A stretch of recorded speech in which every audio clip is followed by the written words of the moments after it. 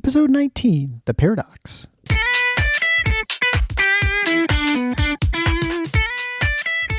Welcome to The Paradox with your attending, Dr. Eric Larson. He is a practicing anesthesiologist and clinical assistant professor at Michigan State University College of Human Medicine. Listen in as he takes you behind the scenes of what practicing medicine in today's ever-changing world is like with another doctor. The Paradox is a fun and accidentally informative show for physicians, patients, or anyone who has ever found themselves in a waiting room.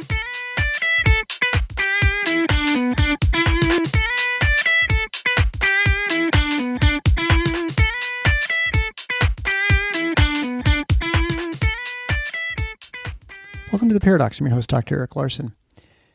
Today's episode is one I wasn't sure I was going to publish.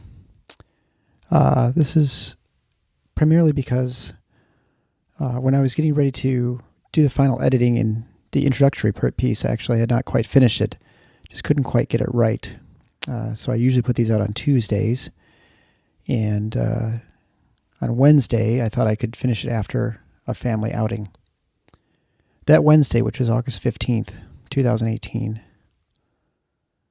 part of my family, myself, my wife, and my two sons were involved in an auto accident where we were rear-ended when we were in some slow traffic.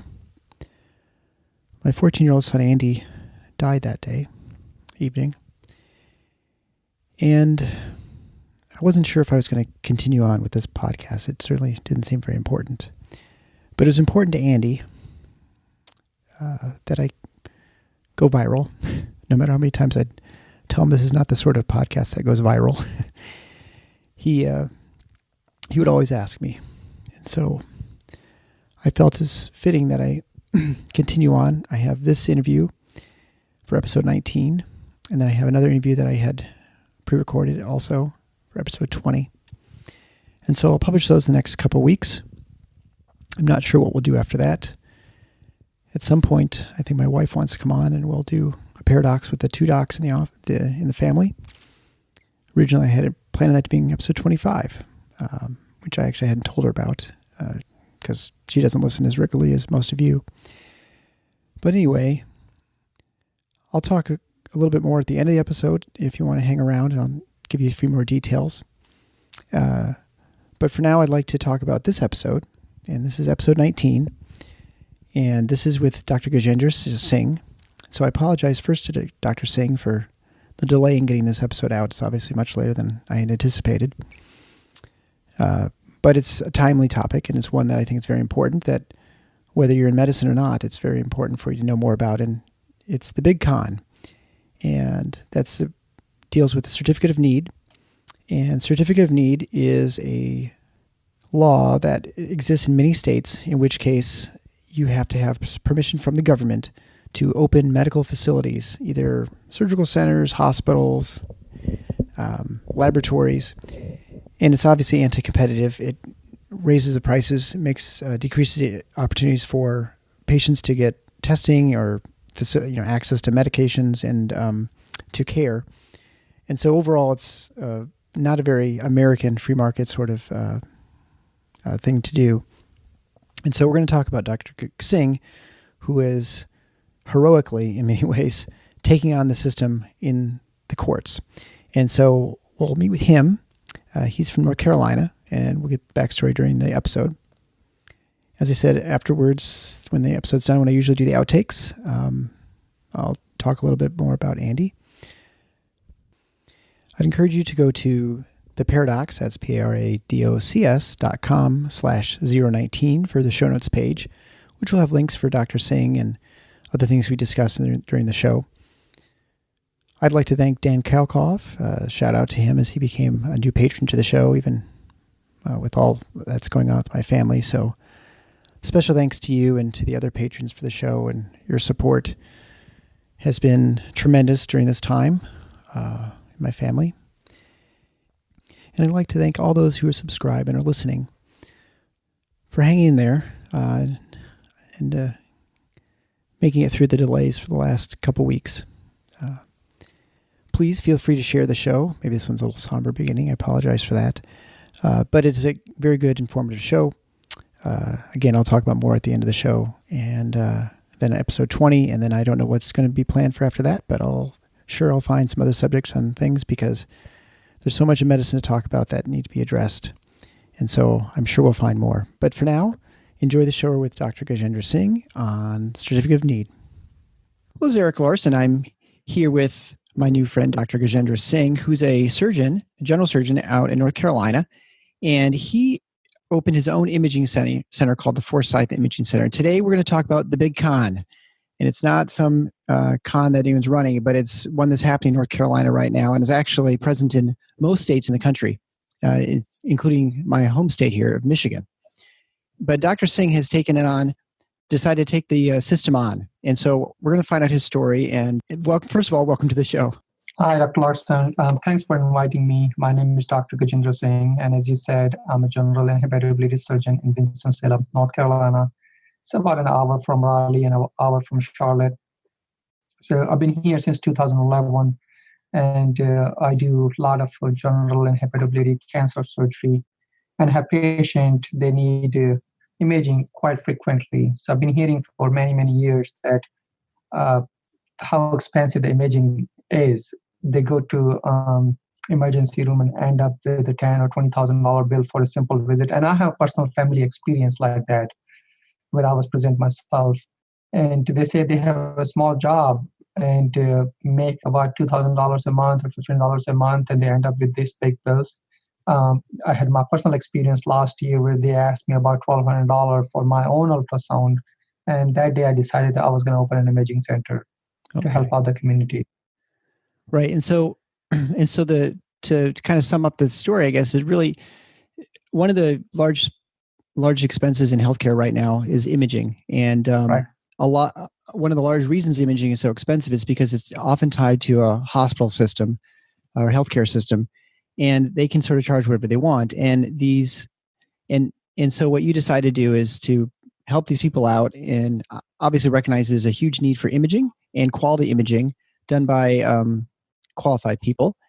And so we're not talking about doing ultrasounds by some guy who's just in the mall or something like that. But these are people who are, I'm assuming there's like an accredited system Right. setting where you have, actual ultrasonographers and you have people reading who are trained. So you opened the center because you saw a significant need in your community. You saw that people were paying more than they should. And so what happened next after you started the ultrasound? Well, first I personally went to Raleigh, the state office, where we talked to the folks about certificate of need. Before I opened, I looked into the whole ordeal, how it was gonna work out for all the imaging studies, one after another. So after long discussion in person with them, they just literally said it's going to be almost impossible to get an MRI. And so we said, okay, we'll start with ultrasound. So we opened our imaging center in August 2017 with ultrasound only. And then after that, we started echo. And then February of 2018, we put down CT scan and MRI. Right now, we're releasing an MRI because we can't purchase an MRI. And so to be clear, when I mentioned at the beginning of the show, it's the big con. So it's con, or CON, is shorthand for certificate of need. And so Right. these are laws that are in place that I think they started back in the 70s or so, generally by most states, but they are a way of regulating the amount of various healthcare services that are present. And each state has its own services that it decides to regulate. I think North Carolina regulates quite a few, but I know here in the state of Michigan, they regulate the types of scanners you can have. I think they actually regulate ultrasounds too, but I'm not certain about that. But also, if you wanted to open your own surgery center, you have to prove there's a need in your community. Basically, there's some sort of detriment, there's a shortage, and so that you have to prove to regulators that it's there. And I don't know what it's like in North Carolina, but I can tell you in Michigan, not surprisingly, the people who sit on the board decide of certificate of need are people who are in hospitals who volunteer their time to tell you that you can or can't open a business in their own town. Exactly the same thing over here too. Most people who make this decision or influence to make this decision are part of the American Hospital Association. They're part of the big corporate. So, we can control, we can provide the quality care and all that stuff. but it comes down to the bottom line that all the money they want to make and they want to keep it to themselves. Here we have two big hospitals, about 1,000-bed hospital. Their call is non-profit, but when you see non-profit hospitals revenue for 1 year is about $500 million to $1 billion, you start to think like, are they really working for the community or for themselves? When their CEOs and administrator makes millions of dollars in salary every year, and it has to come from somewhere. When you make hundreds of $1 million, it comes out from the poor people's pocket. Yeah, well, and I think, when we look at nonprofits and I have planned an episode on this later on, we're going to discuss hospitals. But I think, if we look at a traditional hospital from 1920, 1930, it was a philanthropic organization. It was put together by nuns or, philanthropists in the community. It was a very different entity than today's right. Healthcare systems, right? And so if you're running that sort of system back when you're probably making the decisions of what bedpans to buy, right? And now it's a corporate strategy, and it's entirely different than what it was back then. And we sort of continue to carry on those historical, vestiges of what it used to be. So your problem in North Carolina is that you're opening an imaging center. You are fairly confident that you can run MRIs and run scans at a discounted rate to what the hospitals run, with, I assume, radiologists reading the films. And you're stopped by essentially the hospitals themselves that are sitting on these boards. Is that a pretty accurate description of what's going on? That's right. So right now, we can get MRI only for 2 days a week, which is only the weekend, Saturday and Sunday. We can't have it over the weekdays. We can't have more than 2 days. And leasing an MRI is so expensive that and some part of this regulations, because the mobile company has to apply for CON too, and right. It's just so much paperwork and so much money they have to invest. And on top of that, mobile means that, even if we are using MRI for 2 days a week and nobody else is using it, they can't leave it here parked in my parking lot. According to the law, they have to move it every week. And it just sounds ridiculous. Like, why would you have to spend that much money to move a $1 million machine from one place to other place just to show it that it's on the wheels? And currently in the situation I am right now, if I lease an MRI every single day for a year, I can actually buy in that amount of money or less than that. Sure. And just keep it forever. So if I can save money, my goal is to pass it on to the community. That was the whole reason I had opened the imaging center, not to just get rich. Yeah. Well, I mean, so when you hear how the procedure works, anyone would think it's ludicrous, right? That you actually have to, because it's mobile, you have to keep moving around. You can't own it. You have to lease it. I mean, everyone knows in general, it's better to own things than to lease it perpetually. But clearly like you said, the mobile imaging centers have to they operate by the same set of laws. And so they have to prove a certificate of need, but they probably have a larger area they can prove there's a need for, or something like that. Or the fact that maybe weekend coverage. Well, actually, the mobile MRI certificate of need is approved on county basis. It's not like, you get a CON for the whole state of North Carolina. You can go from any place to any place. No, these are based on county basis. So they can't even take from one county to other county to provide the services. So if they have to serve 10 different counties, they have to apply for 10 different SCON to make sure they can move from one county to other county, which I think is very restrictive. I don't think it helps anyone. No, I mean, I think you could imagine a time when people thought this was a good idea back in the 70s when there were very limited resources, and I don't know, I have a hard time imagining where it really did make sense, but I can see why people might have thought it helped. But what obviously happens, you get a regulatory capture where you have the institutions that benefit by having a monopoly or some sort of restriction on this service are then the ones who end up controlling the process itself. We had a similar law here in the state of Michigan, which was passed recently in the last, I suppose, 10 years, where if you wanted to open a recreational vehicle dealership, you had to get approval from a regional board, which is composed of people who run recreational vehicle dealerships. So clearly, they would almost never approve to anyone to open up a new one. which is not in any way helpful to consumers, right? You're gonna limit the amount of choices people have, and this is essentially the exact same practice, right? It's a totally rational move by the people who have the MRIs, but it locks so many people out of the ability to start a center, and then especially the people to benefit from having extra centers available. Right. All these practices are kind of like, monopolistic, anti-competitive. And I don't think in our free market, especially in American culture, where we think the competition is the lifeblood of the American business and entrepreneurship, we should take this out and make it free. Everybody should be able to just, I understand the need for licensing oversight, but, crippling somebody, like you're trying to open a restaurant and people say, no, we already have 10 restaurants in town. We don't need any more restaurants. Yeah, but I don't want to go to McDonald's, right? Right. Yeah. So in the state of Michigan, we've looked at this, and I'd say, when I say we, I mean the Michigan State Medical Society has been opposed to the certificate of need law for many years because of this reason. It restricts physicians' access to open centers and surgery centers or imaging.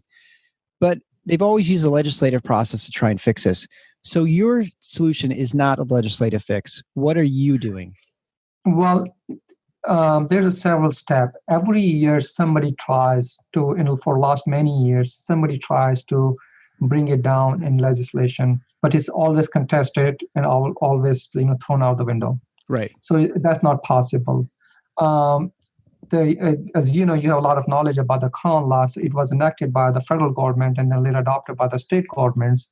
But the federal government repealed it a long time ago. In North Carolina, actually, state of North Carolina, I believe it was 1973, struck it down completely, the Crown Law, and made it unconstitutional. But legislation, backed up by the lobbyists, they went around the Supreme Court order. They modified the law a little bit and reenacted 2 years after the Supreme Court law.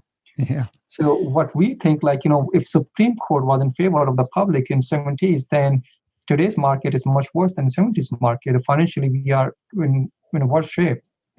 People are more poor. They have a higher unemployment rate. They don't make as much money in comparison to inflation. So we're hoping, the court will look in favor of us when we're trying to explain these things. So when you say the court, you're talking about the North Carolina Supreme Court? That's right, North Carolina Supreme Court. Yes. Okay. So your solution is to go to court to litigate this, and yes. And the reason I talk about the litigation not working and you say it's hopeless is because the lobbying, the money that's on, which moves most state legislation, is whether people know this or not. I mean, the lobbyists in the state capitals are potentially even more powerful than they are in DC, just because people don't pay quite as much attention if they're a voter.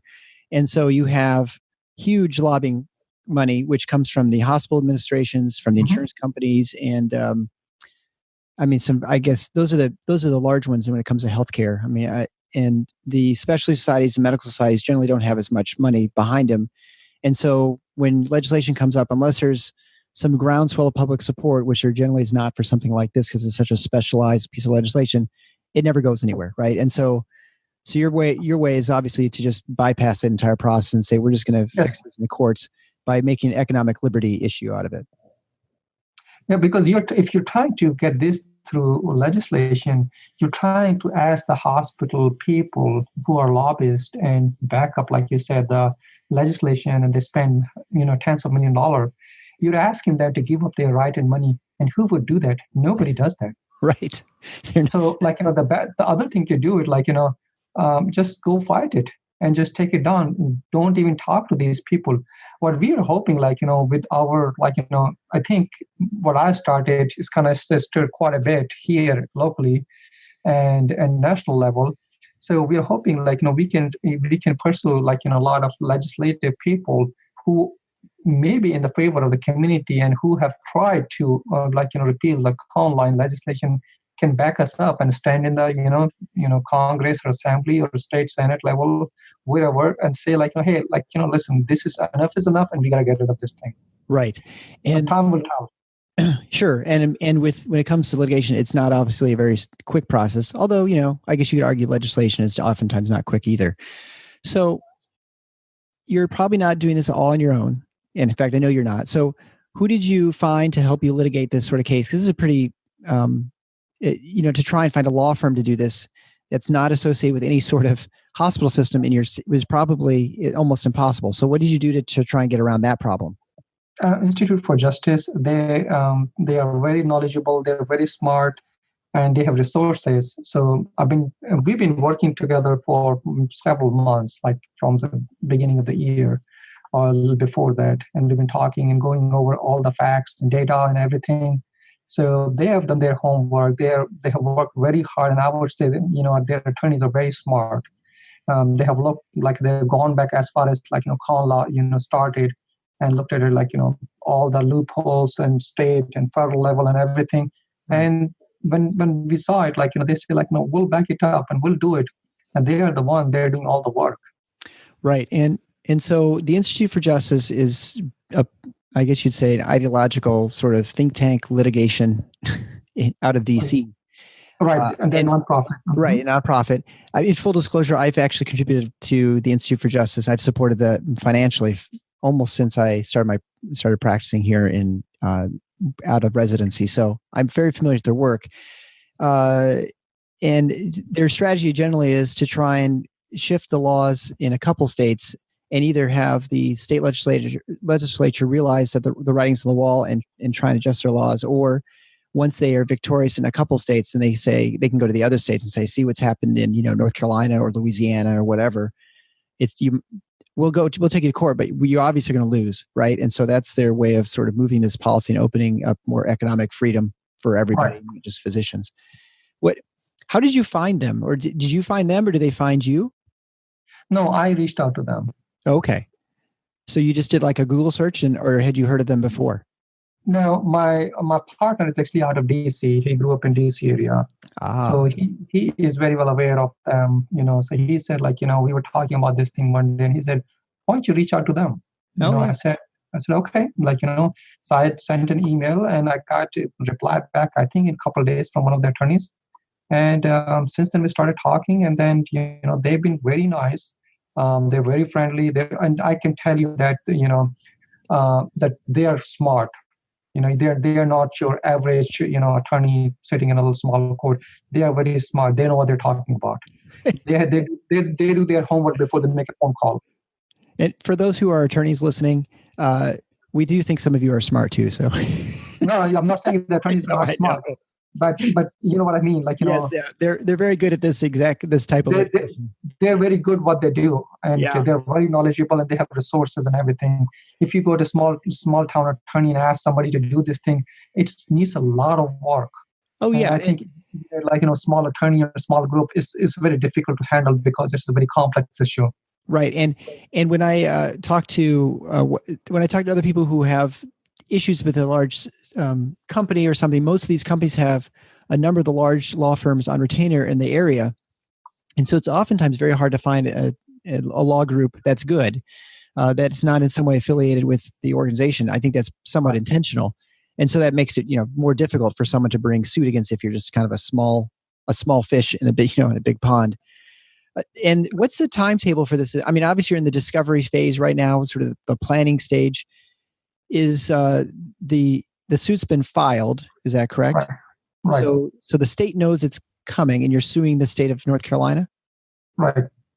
What's been the response from the community, and what's been the response from the state and maybe legislators? State has not responded because Vox has exclusive right for the story. So they reached out to all the state officials which were named as defendant. And they have not responded. Okay. Which is not surprising. Yeah. But the response from the community is overwhelming. Like you had called me and reached out to me. I get phone call every single day from multiple people from all over the states.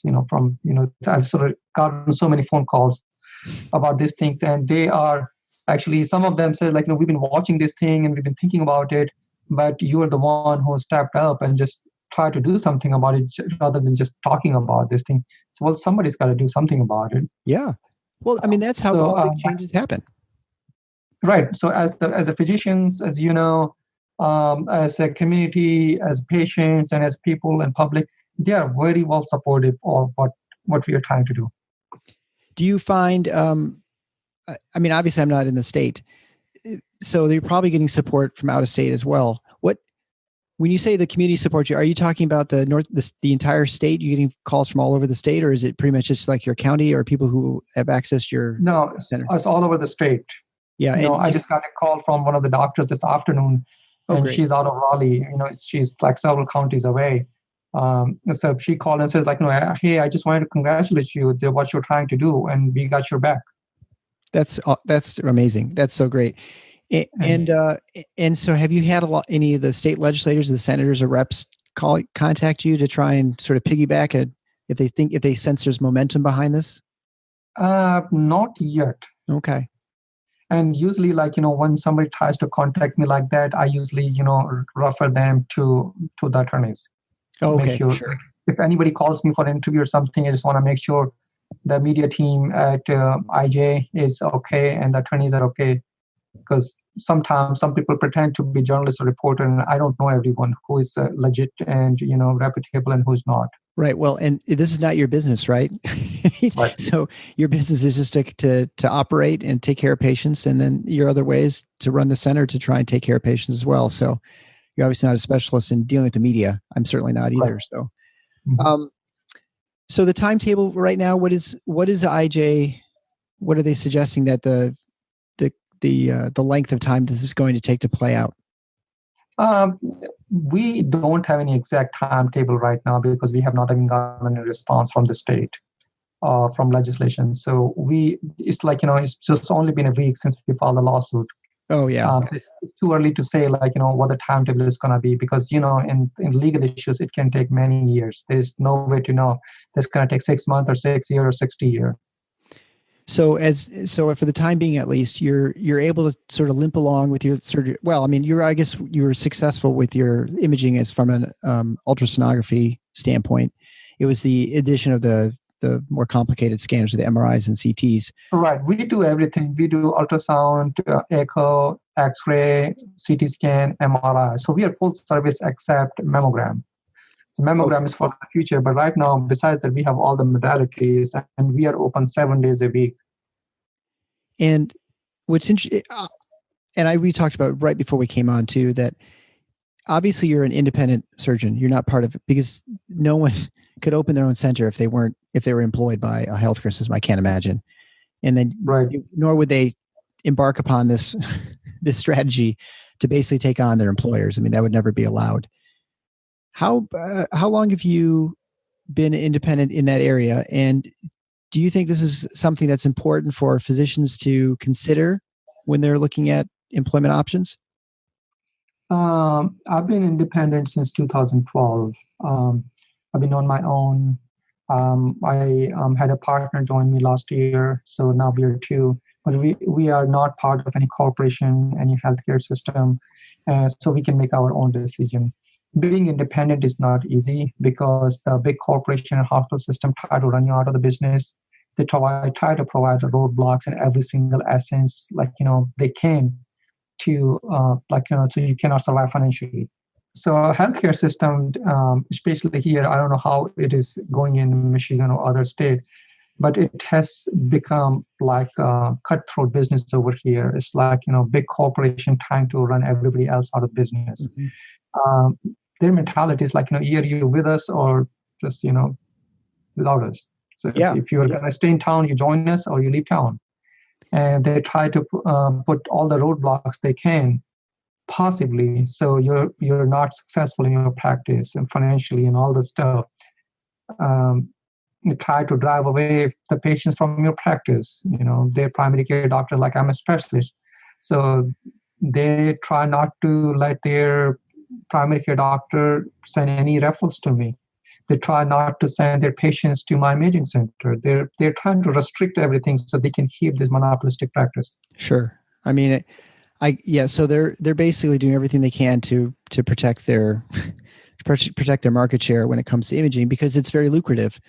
Right. I mean, I guess if you're the hospital, the argument you'll hear from the hospitals is that, well, the imaging we charge more than we probably would have to, but it's because we're taking care of all these people who have no money.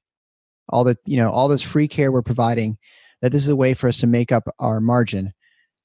How would you reply to that sort of line of argument?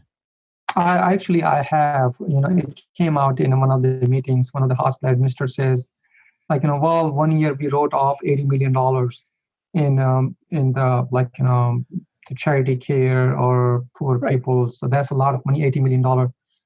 And my answer was you are nonprofit. You make about $500 million. And if you put taxes on it, that comes down more than $80 million. You're actually milking the system by making yourself nonprofit. You charge 3 or 4 times than it should have been, and then you don't pay taxes. So by being nonprofit, you says we're gonna just give you $50 back and we're gonna charge $200. So you're actually making money on this thing. Yeah, it's so for them to say they're providing charity care, they're not. Right. Yeah, I guess and I am non-profit. I'm for profit, right. And I'm not a non-profit entity. But I am the one who's trying to provide the services which non-profit are supposed to provide to help out the community to bring their costs down. Like one of the patients just told me that she had a breast biopsy done, and her bill was $7,000 with a good insurance.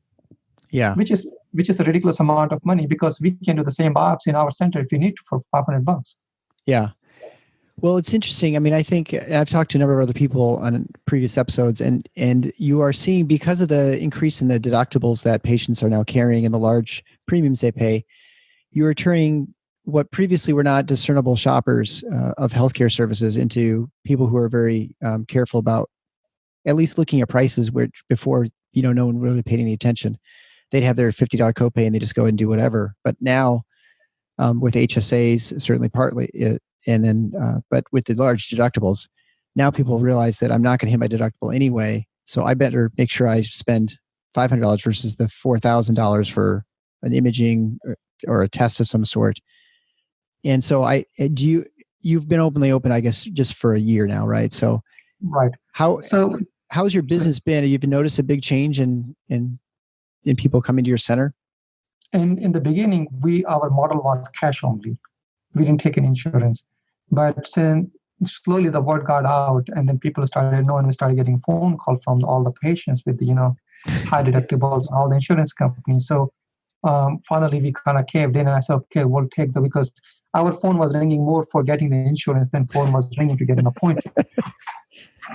Because everybody was kind of requesting us to just get their insurance company in the network. So we work with insurance companies, and we have a contract with almost all insurance companies except all major insurance carriers, including Medicare and Medicaid. The way we have negotiated the contract is we have kept our prices in the same ballpark as we do the cash patient. So if you go to a big hospital, somebody's paying $500, somebody's paying $5,000, somebody's paying $4,000, you don't know what's going on. Right. We have tried to make it fair with everybody, because suppose if you go to a grocery store, if you're going to buy a pack of chips, it doesn't matter if you're wearing Gucci shoes or you're a homeless person. Everybody's paying $2 for the same bag of chips. So I think that should be in the healthcare too, that everybody should pay same or almost same amount of money, and it should be fair. It shouldn't be unfair. Right. So I have tried to provide that transparency and the same model. If I'm doing a CT scan on one person shouldn't pay $500, the other one shouldn't pay $5,000.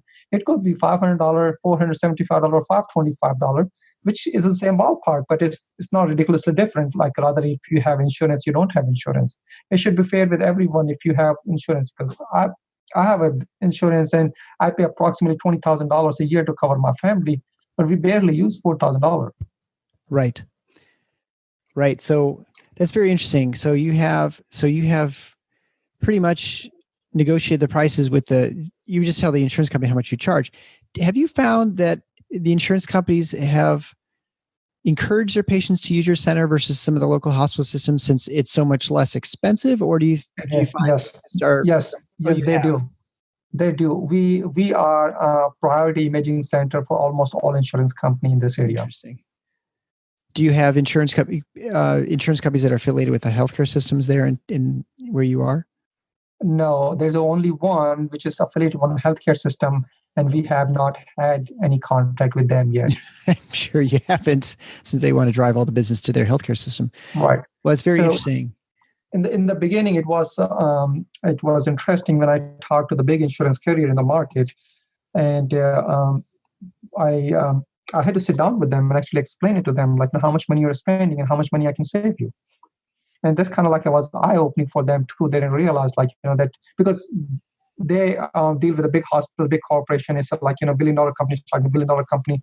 Nobody wants to talk to a smaller person like me. Yeah. So when I put numbers in front of them, like, no, listen, you spend this much money, and you can save this much money.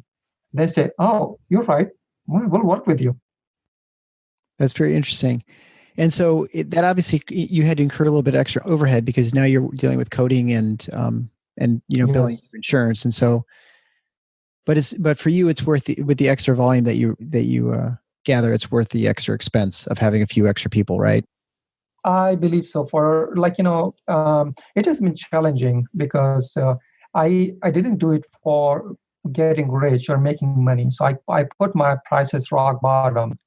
So paying all the bills with the limited amount of income source coming in, it has been challenging, to say the least. Well, and what I think most people would assume there are tremendous overheads with these sorts of things because you've got the equipment is not cheap that we're purchasing, right? I mean, how much is an MRI scanner?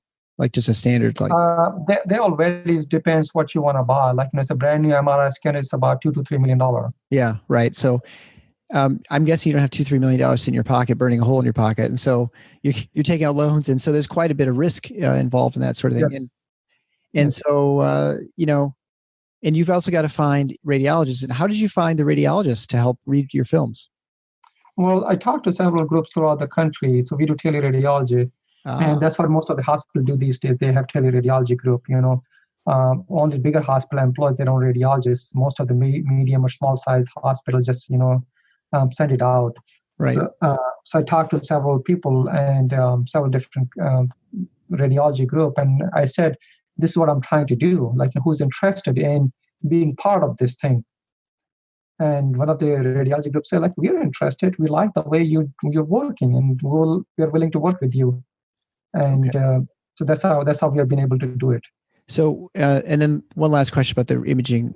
So when you mentioned doing biopsies and things like that, is that done by you, or do you have an interventional radiologist comes in, or how do you? No, it's just, I'm a surgeon. I've been doing this all my life. So you're just doing it under like CT guidance or something like that, whatever. No, we don't do CT guided, but we can do ultrasound guided biopsies. Ultrasound guided. Okay, sure. Like a breast lesion or something. Gotcha. Right. Mm-hmm.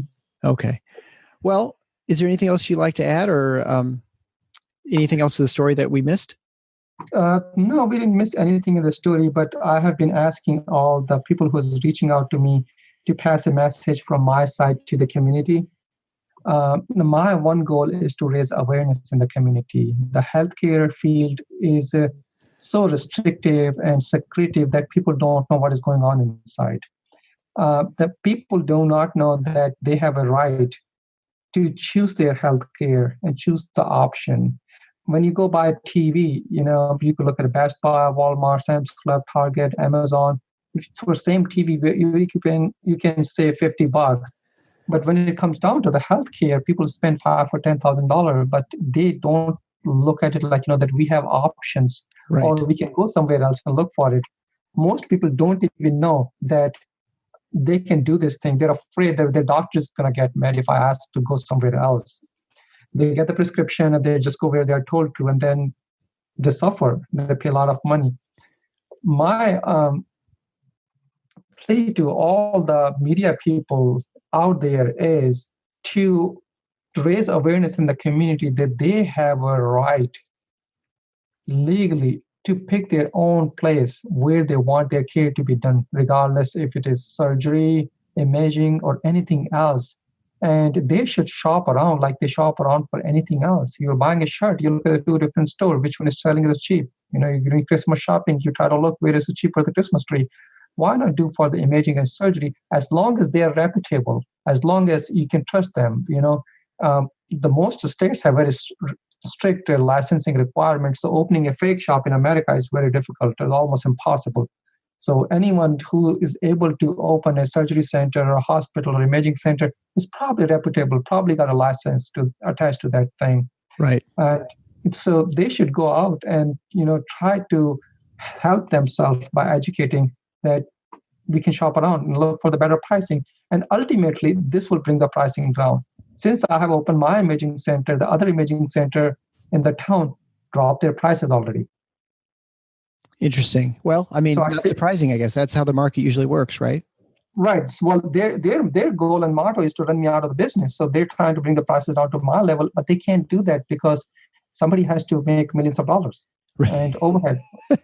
Well, and frankly, if they keep lowering the prices to drive you out of business, the people who win are the consumers, the people who are getting those services, right? Yeah. And that's when I was in a press conference last week in Raleigh after we filed the lawsuit. This is what I said when they asked me, like, why don't you send out patients to the hospital instead of doing it yourself?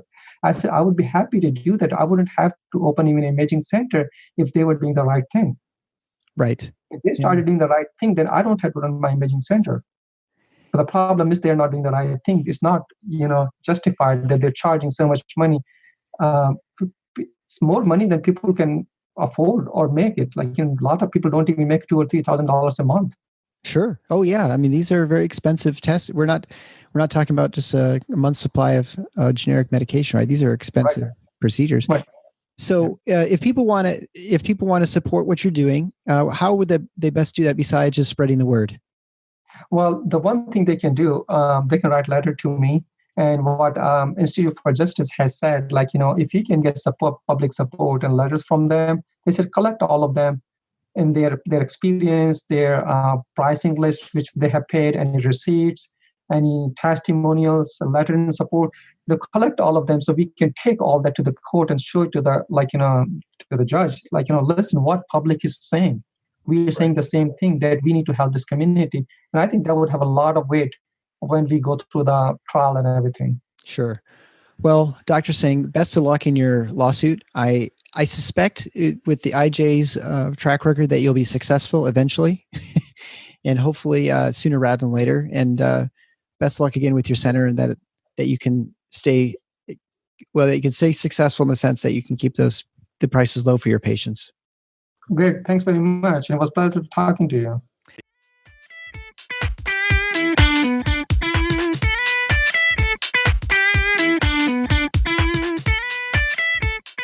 Thanks for listening to The Paradox. If you like what the doc is doing, please subscribe and leave a review on iTunes or Stitcher. And share the show with your friends. Become a supporting listener to get access to special bonuses at patreon.com/theparadox. Show notes can be found at theparadox.com.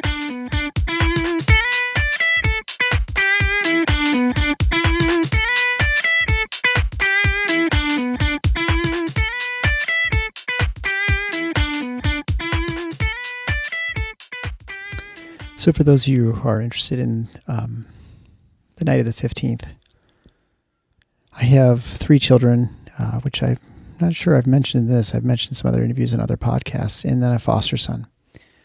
My daughter and foster son were not with us at the time of the accident. We were heading to a baseball game, minor league baseball game here in Grand Rapids, something my son Andy loved to do. He loved baseball. He loved that stadium. And it was with my wife's work, and so we're going to join her office, and they had rented a little deck for food to eat. And we're running late, and we're on our way. And on the freeway, there's a exit lane that frequently before games slows down as people are trying to exit and get into the parking lot or whatever. And so it's very common for it to slow down. And we were in that lane for a while, I think. It's always hard for me to piece that together, and we don't have an accident report yet or details from the police at this point. But it had felt like we were there for a little while, and then suddenly sort of an explosion. And I immediately knew we had been struck from behind.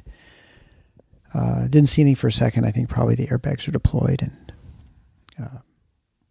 next thing I could see was us rolling into the ditch. We had also gone through a highway sign, been pushed off to And so we don't know much as far as details from the other drivers, except that no one else was seriously hurt in the accident. I was injured in the sense I got a laceration in my forehead, which was close by one of my friends here in town who's a plastic surgeon. He did a nice job.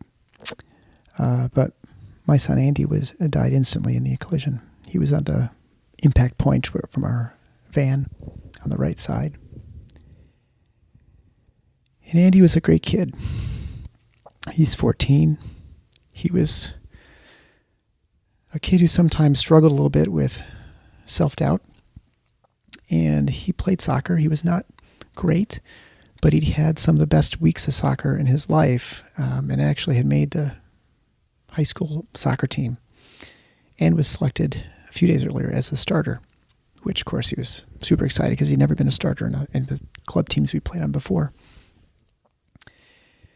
He was excited to start the school. It was a new school here in town. That's the same one his older sister was going to, who was a junior. She was going to drive him to school every day, and she was excited about that. And it was an aviation academy. It's a charter school here in town, and he wanted to be a pilot. And he'd gone to the orientation for a couple weeks, and he'd always gone along with people before. He's a kid who loved everybody. But he's always a kid. He's 14, but not a wisp of puberty in that kid. And so he was very, very small and very, I wouldn't say immature, but he was a kid. And other kids, boys were, they're getting a little bit older. 14, their voices have changed. They're getting more muscular and getting that super awkward mustache we all get as we hit puberty. And he was so far from that. But he got there, and so at the school, at the orientation, he really seemed to get along with a lot of the kids there. He said they thought he was funny. I said, "Bud, you are funny." But he was real excited for school for the first time ever, I think, in his life. In fact, I think he was probably never happier. And so on that day, we were just talking normal stuff in the car, and he was talking about how excited he was, as he got excited about everything. He was sort of an emotional roller coaster. He's either really up or really down, and he'd been really up for quite a while, and I was excited to just kind of see a kid who seemed like he sort of kind of pieced things together, and it seemed like his life was sort of kind of making sense. The really special thing about this, not that there's anything great about the tragedy like this, it's been very painful, obviously. Families turned upside down, sideways. Said Andy was a phenomenal singer.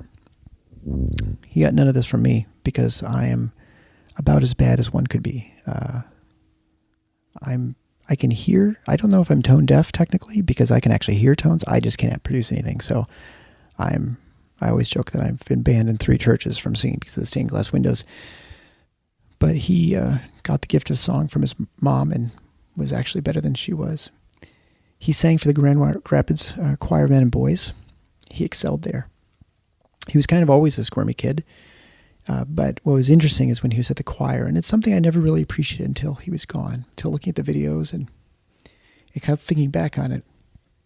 But he could stand perfectly still for an hour and a half for a concert. He could sing and be totally locked in and focused, and he really couldn't do that with anything else, whether it's sports or school or just sitting around the table playing a game, watching a sports on the TV or a movie or anything. I mean, even when he's a baby, he wouldn't sit on your lap without squirming around all over the place. But in music, he could just lock in. And after he died, I posted a video that he performed a solo. He had a solo part for the choir on Way in the Manger. And it was the last solo he had, which was the Christmas of 2017. He actually sang it once at the rehearsal, dress rehearsal, and the recording habits from my wife. And Scott Bosher, who's the choir director, turned to Andy actually afterwards and said that was perfection. And turned around to my wife and asked her, did you get that? And she'd been fumbling around, and she actually got the last 17 seconds, because up to that point he was in the choir and he was part of the chorus, right? I mean, he'd had very brief solos of like 6 words or so, but this is his first long solo with a couple verses. And I think we knew he was talented, but until we heard him sing, didn't realize how good he was. So anyway, Scott asked my wife, did you get all that, Mom? And she said no, because she was, kind of amazed and then fumbling for her phone trying to grab things, as we all are as parents, right? And she said, okay, well, we'll just do it again. So the next time, she caught the whole thing. He sang it perfectly again for her. It was very impressive. He sang it just for her. It's a precious gift that he left us. I posted that on Facebook, partly because we didn't want people to be sending us money, but we wanted people to support the choir for Andy's memory. As of this recording, which is September 5th, I think they've had 190 plus donors to it. Many of them are people who listen to the show, and for that reason, I thank you. I never intended for this show to be that sort of outlet, but it's been a great established relationship with listeners, and so you certainly can still donate to the choir in Andy's memory. Where there's a memorial fund. There's also a scholarship fund to help other kids who can't pay for the choir to still sing. I'll close the show with Andy, and I just need to figure out how to do that with the audio file, but that's the plan. And I think I'm going to close with Andy for a while. I'm not sure how long. I hope it moves you as much as it does me. It's been a difficult couple weeks. I suspect the next months and maybe even year or two are going to be hard at various times. We're still sort of in the part of the grieving process where we expect him just to kind of come around the corner or just bound down the stairs. And that's the hard part right now. But I appreciate you for listening. Hopefully I've not made you too sad. That was not my intention. My intention is to celebrate Andy's life, and his view on his piece on Facebook had almost 79,000 views, I think, the last time I checked. I've also posted my YouTube page for the Paradox, but you can certainly see it there or share it if you want. But his solo went viral, I think, and so he beat me to it, which is great because he deserves it more than I do. Thanks for listening. Episode 20 will be coming out next week, I hope, with Dr. Meg Edison, my friend from episode 1, and he's been a great friend and strength through this tough time with our family, as have you and many of my other friends and coworkers during this time. And so I want to thank all of them. Because today I actually went back to work for the first day and went okay, but it's going to be a long drive as I'm slog back to a new normal, as I'm sure people who have gone through this process before could attest to. Thank you so much, and enjoy Andy's solo.